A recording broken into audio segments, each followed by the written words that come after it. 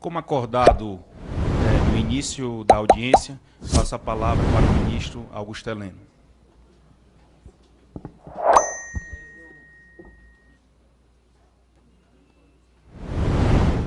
Eu realmente lamento ter que sair do que foi previsto aqui como o tema do convite, mas existem algumas coisas que precisam ser esclarecidas. Vou tentar ser o mais breve possível. Em primeiro lugar, eu lamento muito que o Estadão, que é um jornal sério, respeitado, com uma longa trajetória na imprensa brasileira, tenha editado uma reportagem produzida por um repórter cuja ética jornalística, no caso, deixou muito a desejar. Ele me abordou quando eu estava chegando de uma viagem de 10 dias, estava realmente sem um contato diário com o que estava acontecendo no Brasil, com 12 horas de fuso de diferença, e ele, sem me dizer que estava gravando, não é obrigação dele, mas é ética jornalística. Ele me perguntou sobre a fala do deputado Eduardo Bolsonaro em relação ao AI-5. Eu não sabia o que o Eduardo tinha falado. Eu não tinha a menor noção do prosseguimento da fala dele. E se pegarem a reportagem, vão ver que a primeira coisa que eu disse para ele foi exatamente que qualquer sugestão em relação a AI-5 teria que ser estudado. Mas em nenhum momento eu me coloquei a favor do AI-5 ou levantei a possibilidade do AI-5 ser utilizado. Vou até, eu faço questão de ler aqui, porque eu escrevi hoje isso aqui, já afirmei em outras ocasiões, eu e todos os meus companheiros das Forças Armadas Brasileiras, que o AI-5 foi editado numa conjuntura completamente diferente da atual. A Constituição Federal de 88 possui instrumentos como o Estado de Defesa, o Estado de Sítio e a Intervenção Federal, que são previstos exatamente para assegurar a ordem e a estabilidade social, para que elas sejam restauradas em tempo de crise, apoiado na Constituição Federal, com um mínimo de restrições aos direitos fundamentais. O governo Bolsonaro, podem estar certos disso, eu estou todos os dias com o presidente, e foi outra afirmação que fizeram, que eu hoje sou um seguidor, sei lá qual termo que usaram aqui, né, auxiliar do Olavo de Carvalho.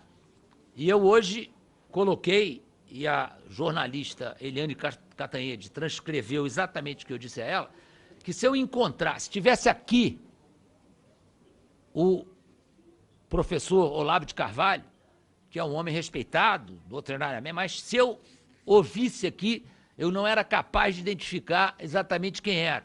Então, é uma referência que não tem o menor sentido, né? Não sei de onde saiu isso. Bom, mas este jornalista, ele veio com a pauta pronta. E ele queria caracterizar o meu apoio ao AI-5, que é uma coisa absolutamente inconcebível. Isso não passa na minha cabeça, tá? Então, o governo Bolsonaro defende a legalidade e o respeito entre as instituições. Qualquer crise social tem que ser resolvida apenas com o uso dos instrumentos constitucionais. Isto é perfeitamente definido, claro, para o presidente da República. Com o amadurecimento das instituições democráticas brasileiras, graças a Deus, qualquer medida extrema desta natureza, prevista na Constituição em vigor, seria acompanhada, estou falando das exceções, estados de exceção previstos na Constituição, seria acompanhada e fiscalizada como foi a intervenção federal ocorrida no estado do Rio de Janeiro. Isso é absolutamente claro. Então, essa história de fomentar esse medo, isto aí é uma orquestração descabida em relação ao governo Jair Bolsonaro. Abandonem essa orquestração. Abandonem essa orquestração. Isso não faz parte dos nossos planos futuros, planos atuais, e não faz parte de jeito nenhum do que o governo Jair Bolsonaro pretende para o país. Eu vou aqui hoje, agora, repetir o que ontem falou o nosso ministro Paulo Guedes. Vamos deixar o governo Jair Bolsonaro governar 4 anos. Governaram 20, afundaram o país, jogaram o país num abismo. Deixa o governo Jair Bolsonaro governar 4 aninhos, depois mete o pau, fala o que quiser, mas deixa governar 4 anos, dá uma chancezinha para o Brasil sair do buraco, né? Bom,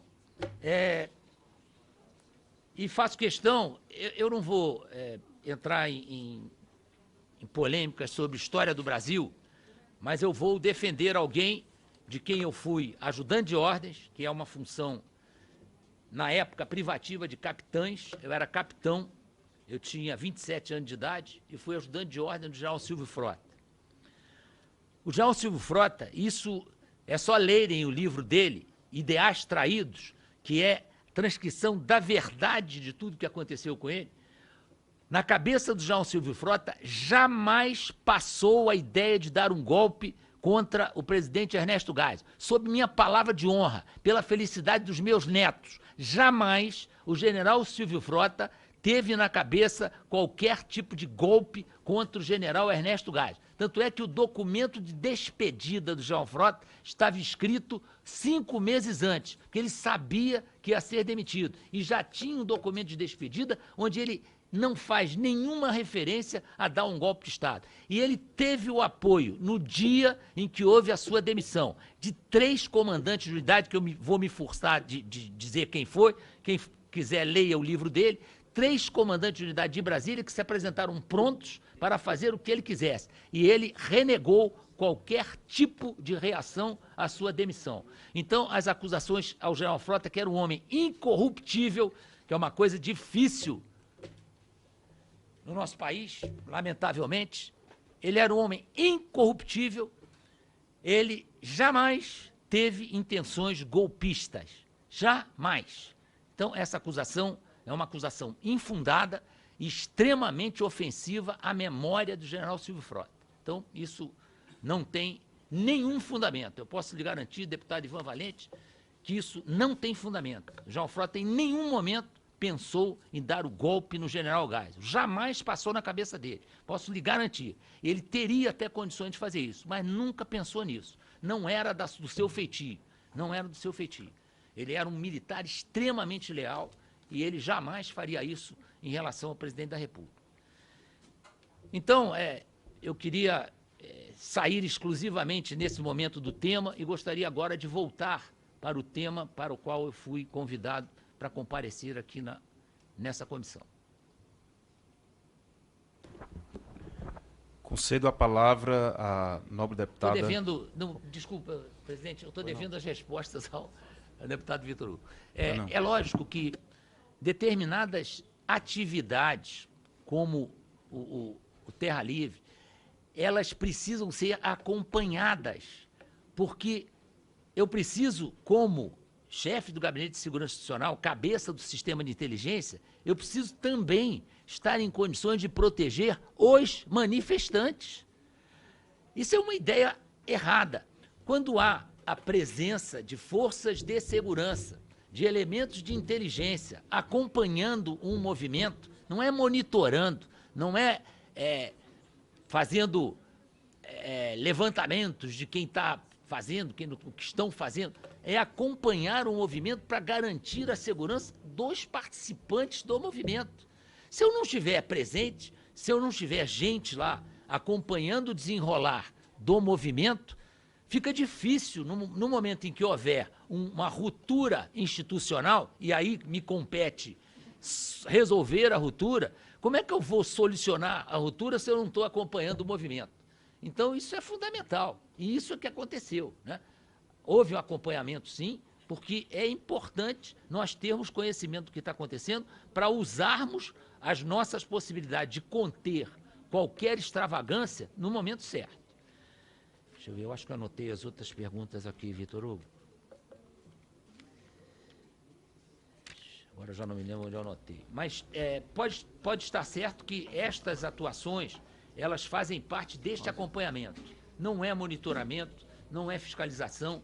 E todas as vezes que nós temos notícias de que vai acontecer um movimento e que há possibilidade de extrapolarem e partirem para uma situação de violência, nós precisamos estar acompanhando de perto. E os fatos citados pelo deputado Ivan Valente, de militares que participaram como infiltrados, isso não faz parte deste sistema de inteligência subordinado ao GSI. Eu não os conheço e não posso tecer considerações sobre fatos que eu desconheço.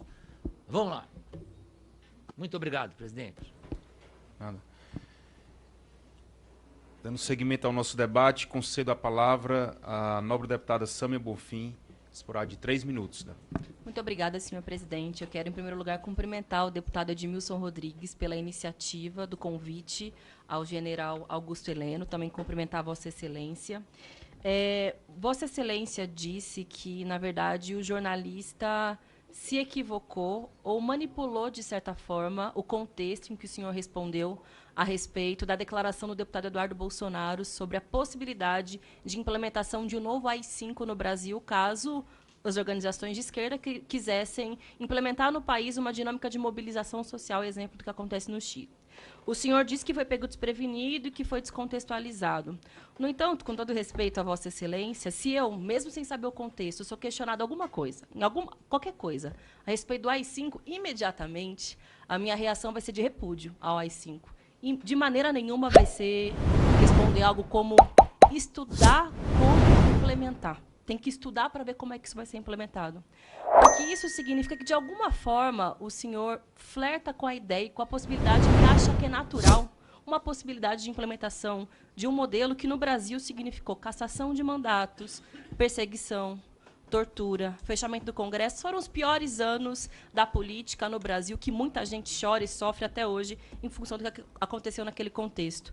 O senhor ainda não se pronunciou a respeito das declarações do deputado Eduardo Bolsonaro. Praticamente todas as bancadas aqui da Câmara fizeram um pronunciamento, o presidente da Câmara fez o pronunciamento, várias entidades, autoridades, mas o senhor até agora não teve a oportunidade de repudiar a declaração do deputado Eduardo Bolsonaro. Eu gostaria de pedir para que o senhor fizesse isso, senão vai me parecer letra morta. E vai me parecer uma tentativa de culpabilização dos jornalistas, como já é de praxe, infelizmente, nesse governo, e não, de fato, uma admissão de que o governo Bolsonaro flerta, assim, com a época da ditadura militar. E sabe por que eu afirmo isso com toda a tranquilidade possível? Porque esse ano, no início do ano, o Jair Bolsonaro determinou que as Forças Armadas comemorassem o golpe de 64. Ele não chamou de golpe, ele chama de revolução, como, infelizmente, boa parte das Forças Armadas no Brasil ainda chama aquele período terrível na história do nosso país. E o senhor hoje, no início da sua apresentação, disse que a nossa geração está vacinada contra a ditadura. Infelizmente, tenho que discordar do senhor. E sabe por quê? Porque não houve justiça de transição no nosso país. Porque nenhum daqueles canalhas que perseguiram, assassinaram e torturaram foram punidos. Muitos deles, inclusive, seguem hoje nas instituições brasileiras, despoderadamente, repetindo as atrocidades que foram cometidas e elogiando os torturadores, que foram os algozes de tantas pessoas no nosso país. Por isso, infelizmente, eu não consigo, com tranquilidade, como uma deputada de 30 anos, recentemente eleita, me tranquilizar com as declarações do senhor, porque não me parecem coerentes diante do histórico e das ações que o governo Bolsonaro vem executando ao longo desse ano e também por parte de Vossa Excelência. Obrigada. Bem, concedo a palavra ao novo deputado como requerente, deputado José Ricardo, disporá de 5 minutos.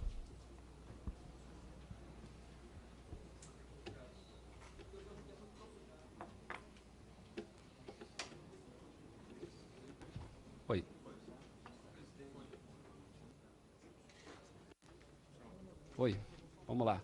Senhor presidente, boa tarde. Saudar Vossa Excelência, os demais parlamentares presentes e saudar também o deputado Edmilson, parabenizar pela iniciativa, né, de termos essa audiência e com a presença do ministro general Augusto Heleno. Eu também subscrevi essa proposta, que eu acho que é importante a gente entender isso que está sendo veiculado desde o início do governo Bolsonaro, sobre monitoramento dos movimentos sociais. E a coisa chamou muita atenção logo no início do governo em relação ao sínodo da Amazônia. Eu sou lá do Amazonas, então a gente acompanhou bastante o debate sobre o sínodo, os vários encontros, ouvindo, né, a sociedade, preocupação dos bispos com as questões da Amazônia, religiosas e sociais, e Vossa Excelência se manifestou, e o que foi colocado dava a entender que estava monitorando, espionando o sínodo, a preparação do sínodo. Inclusive, numa afirmação sua, diz que estamos preocupados e queremos neutralizar isso aí, porque uma matéria no jornal falava, inclusive, de uma agenda de esquerda, porque teria aí a situação, o debate, né, sobre os povos indígenas, quilombolas, mudanças climáticas, desmatamento, etc. Todas as questões muito prementes em relação à Amazônia. E eu queria saber, primeiro, sobre isso, sobre o sínodo, né? Continuam preocupados ainda com o sínodo, porque o sínodo terminou e deve ter consequências da atuação da Igreja Católica, e saber se vão fazer isso, monitorar, tentar neutralizar o que eventualmente estará sendo implementado pela Igreja Católica na sua ação pastoral, evangelizadora, né, e social. Mas eu me preocupo, quando se fala em monitorar movimentos sociais, que monitorar quem? Os que lutam pelos trabalhadores, os que lutam pelos indígenas, os que lutam contra desmatamento, e eu vou me ater muito à questão da Amazônia, os que lutam pelo direito à terra, os que estão contra os grileiros, os invasores de terras indígenas. Eu até queria saber se o governo federal monitora quem invade as terras indígenas, né, empresas, grupos, grileiros de modo geral, porque os indígenas estão perdendo a cada dia mais e agora, estão sendo assassinados agora lideranças indígenas do nosso país. Uma outra questão, ainda falando da Amazônia, Vossa Excelência já comandou, foi comandante, né, do Comando Militar da Amazônia, e lá sempre tem vozes elogiando a sua passagem como militar, como todos os outros que já passaram lá também, e todos está conhecendo a Amazônia, e muito importante, falam em soberania. Vossa Excelência sempre fala também em outros, Vilas Boas também passou por lá, fala em soberania, defesa da Amazônia, do Brasil, etc. Mas eu queria saber qual é a preocupação de Vossa Excelência e do governo quando estão privatizando tudo na Amazônia. Energia, acabaram de privatizar todo o sistema energético lá na Amazônia. Gás e petróleo, está no mesmo caminho. Refinaria está sendo vendida. O gasoduto, um investimento bilionário importante, foi privatizado. Temos a questão da água. Temos um projeto aqui para ampliar a privatização dos sistemas de água, de controle da água. Também os aeroportos. O aeroporto de Manaus está na lista de privatizações. A mineração agora, que pelo visto o governo está querendo estimular, eu pergunto, isso não atenta contra a soberania, contra os interesses do país? Não seria razão de preocupação de Vossa Excelência e de outros do governo? Porque isso estaria enfraquecendo a presença do Estado numa região de fronteira, onde, aliás, se fala que o narcotráfico comanda, já que os maiores produtores de droga no mundo estão por ali, passando, né, pela Amazônia. Portanto, eu fico preocupado. Estão preocupados com quem luta pela terra, pelos indígenas, mas não estão preocupados com todo esse processo de entrega, porque aí não é só interesses privados brasileiros, mas estrangeiros, porque a maioria dos que estão adquirindo bens, algum desses itens, são estrangeiros. Não seria motivo de preocupação efetiva? Por último, a pergunta sobre o CIVAM. O que está sendo feito em relação ao sistema de vigilância da Amazônia? Está sendo usado para quê no atual governo, já que o investimento grande, né, de governos passados, como isso está sendo utilizado e para que finalidade o sistema de vigilância da Amazônia? Era isso, muito obrigado. Concedo a palavra ao ministro Augusto Heleno. Bom, ilustre deputada, obviamente, há duas visões da história do Brasil em relação ao período posterior a 1964.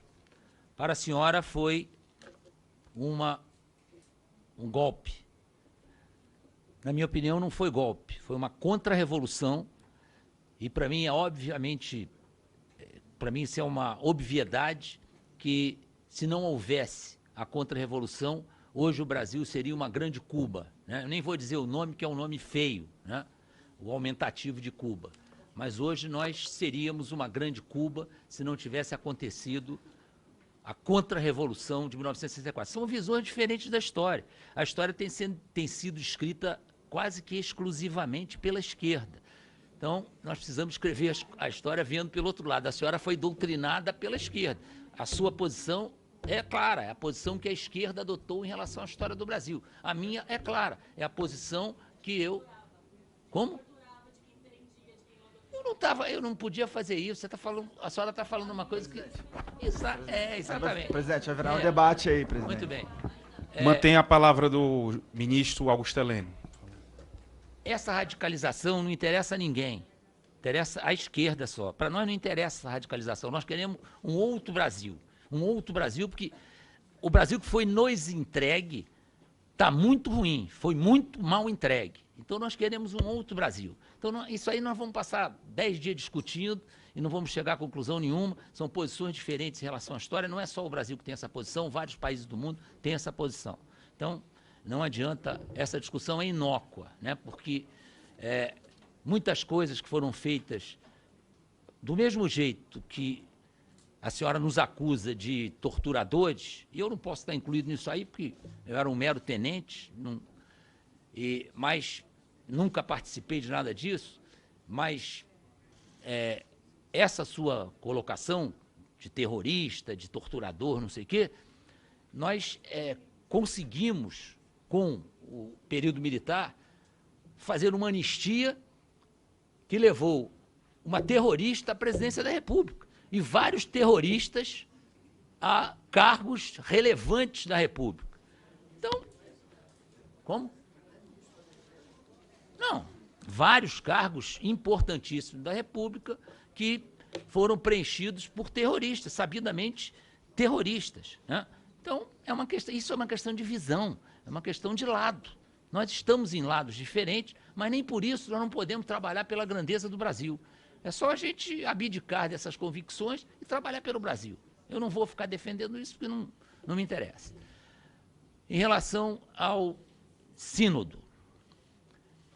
Bom, em relação ao monitoramento, qual é a sua pergunta?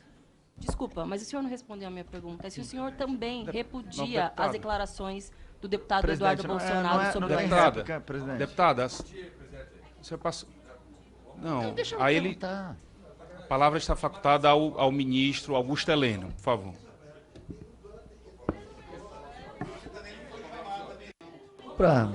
Só vamos manter o alto nível. Por favor, vamos manter a ordem. Até porque a deputada tem direito à réplica. Novos deputados, vamos manter a ordem. Faça um apelo também aos novos deputados, por favor. Eu não vou repudiar, porque ele repudiou. Eu não preciso repudiar. Ele disse que falou uma coisa que não é o que ele pensa. Preciso falar mais alguma coisa? Pô, não vou falar. Mas me desculpar, mas não vou falar. Só vai me torturar para eu falar? Eu não vou falar. Não vou falar. Mas me desculpar, mas não vou falar. Só vai me torturar para eu falar? Eu não vou falar. Não vou falar. Mas me desculpar, mas não vou falar. Só vai me torturar para eu falar? Eu não vou falar. Próximo.